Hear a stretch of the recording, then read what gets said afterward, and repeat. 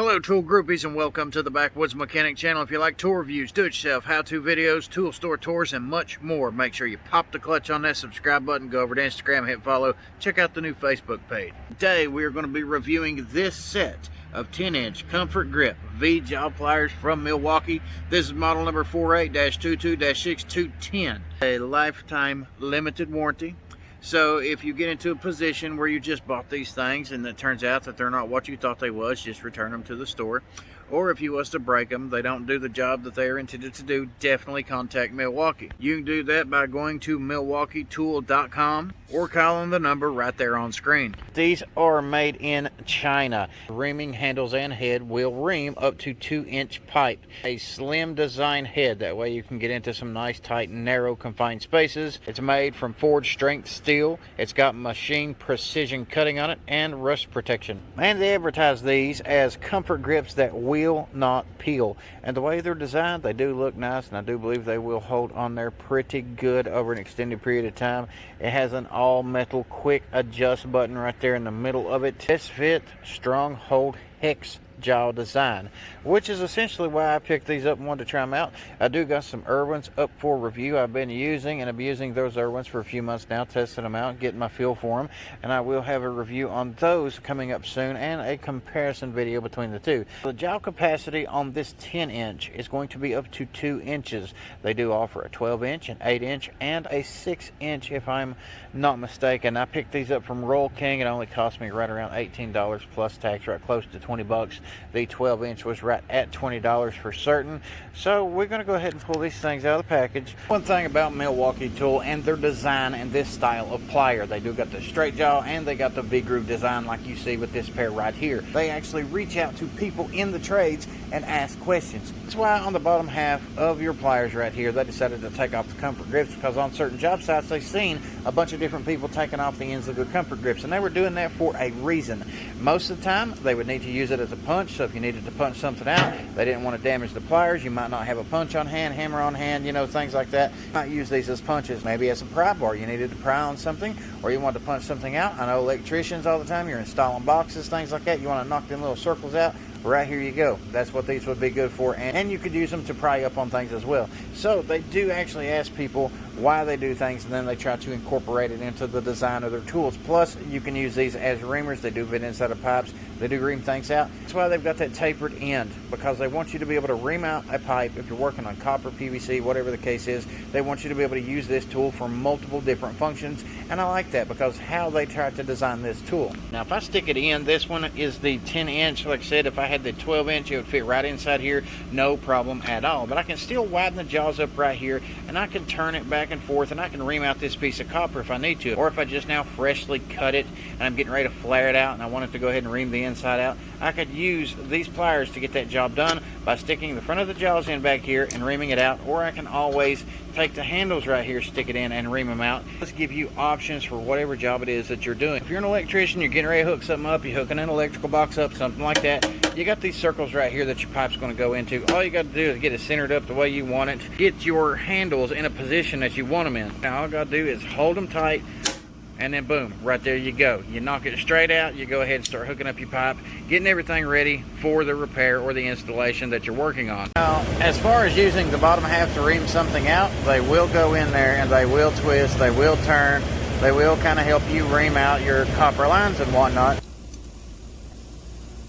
In a situation like this one right here, if we reposition this, you're going to have the top front half of the teeth digging in. You're going to have the flat side right there on top digging in, but on the bottom side you're not really going to have the teeth digging in. And if you try to line it up to where you've got the top half of the teeth in and you try to get the bottom half on the flat side with the teeth right here, it will not line up that good. Now I am noticing the way I'm gripping this right now is biting it better than trying to align the V-groove jaws up themselves.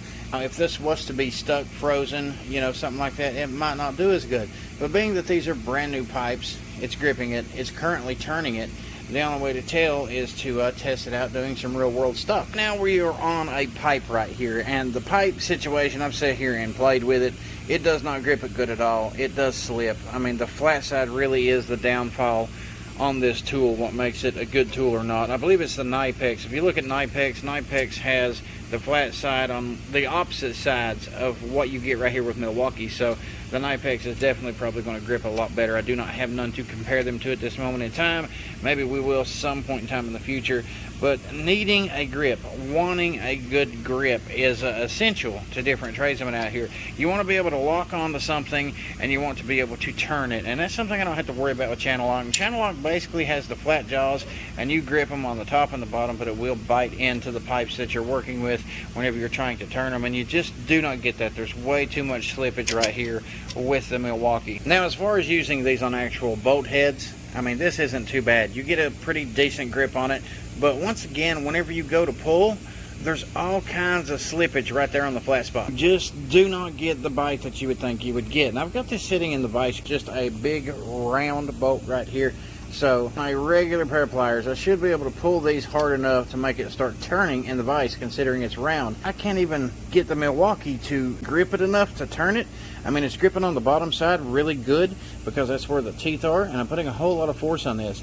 But whenever it comes to the top side, the teeth are more trying to dig in, but it's doing more sliding off than it is anything because of that flat spot. Essentially, the flat spot is the downfall. It's basically pushing it up off of there to where the teeth can't bite in, and you're going to mangle something. If you do get a good grip, you're damn sure going to take the edge of your fastener off. And really, the more I pack this thing around, I mean, the damn switch is just, that's really frustrating. I know there's push button designs out here, and the way they made this, it's really bulky and in the way. I mean, it really is. To be the slim jaw design, it does have some fairly slim jaws right here.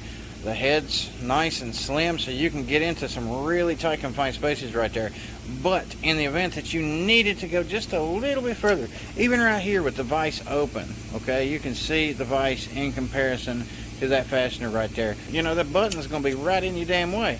It's not going to let you get inside here. If you try to push it in, you're still not going to be able to get in there. So and that's every bit at least a ½ inch wide or so. And for what I've been tinkering around with it on, I can already tell you it's going to have some problems. As far as the grips go, the grips feel great. I don't think there'll be a bit of an issue with the grips. I've had a lot of pressure on these. They don't feel like they're going to slide off or give or anything like that. I mean, everything else is pretty well built, flawless. It's a really nice looking design, and I will use and abuse these, and I'll give them a shot. But I can already tell you this. I had my hopes up. I looked at this tool set, and I was like, you know what? These look like some really nice pliers. I can't wait to try them out. I thought they were going to be pretty good because testing out their max bite wrenches, I'll have that review coming up soon. I've also been testing out their socket sets. I'll have those reviews coming up soon. I had my hopes up on these because certain tools seem to be pretty good, but tools like this coming out from Milwaukee definitely need some improvement. If you want to get these on a fastener, on a nut or a bolt, you have to make sure it is aligned up perfectly. If it's one tooth off, it ain't gonna work very good. It's lined up to the best fitment on this fastener. The top end teeth, the flat side, is fitting. The flat side on the bottom here is on the outside, but the teeth on the bottom is not fitting. But I'm going to give some good torque to this and see how well it will grip. Now you can see I'm putting all kinds of torque on it. The flat side on the top decided to slip, which means that the damn teeth are digging in to the side of the fastener right there. If you needed to get something off, it might not necessarily be a good way to do it if you don't want your bolt damaged. And it's all because of the jaw on top. It's flat on the upper jaw right there, and that's what's slipping first. And if you try to continue going, you're just going to tear your fastener all to pieces. You can see right there where it just dug into the side of this. It pulled the edge of your fastener right off. Stripped the whole side of it off here. Go ahead and try to pull it back off here. It's not gripping it enough for me to get the damn fastener back off. Yeah, it ain't gonna do it. It's just not gonna do it. You're not getting no grip at all, and it's because it's slipping right here up top. Every time it goes to slip, it's because of that flat side right there. It basically gives you some bite right there on the bottom, which is just enough bite to destroy whatever it is you're working on. I'm really disappointed in the way these are performing right now. So you know what? I'm going to take these damn 8-inch $5 pliers that you can get at any automotive store. They got them in the $5 bin, and we're going to stick them on here and see if it's come off. I'm going to throw them on there any old way. Ain't that a damn shame? Ain't that a damn shame, boys? Say it with me. That's a damn shame. Look at that. $5 tool bin pliers. $5. Just now, grip this fastener better than this Milwaukee did. That's a damn shame. I was genuinely excited when I bought these. I was like, you know what, I'm gonna get these. They look good, and they do look good. I mean, they got a build that reminds you a little bit of what an Ipex looks like. And I do like the design of the handle, the comfort grips, the fit, the finish. All that stuff looks good, minus the big old fat button right there. You know, and I was like, these are going to be some damn good pliers. I was intent on using them, trying them out, and then validating that these were good pliers. And then I was going to go back and buy the other 2 sets that they had in store. I was going to go back after that, and I was going to buy the regular pliers that they had. Now, I'm just not that certain. I'm really not that certain. If you have these, if you've tried these, why don't you comment in the description box below. Let me know what your thoughts and opinions are on these. Tell us what type of trade you're in. Tell us what you've tried them in. Are you a plumber, carpenter, mechanic? Whatever it is that you used them on, and give us your thoughts and opinions. That way it will help someone out here make a better decision when they go to buy their tools. These things are bass backwards, so to speak. Expect a little bit more from Milwaukee. Most of the time whenever people go out here and they do tool test, or they put something on a vise, they'll put it inside of a torque wrench, you know, they'll try to give you the torque specs on everything. They'll go through all these details, and when you're seeing these details, you got to think to yourself, these are on brand new fasteners most of the time. And those brand new fasteners are not going to have any type of rust, corrosion.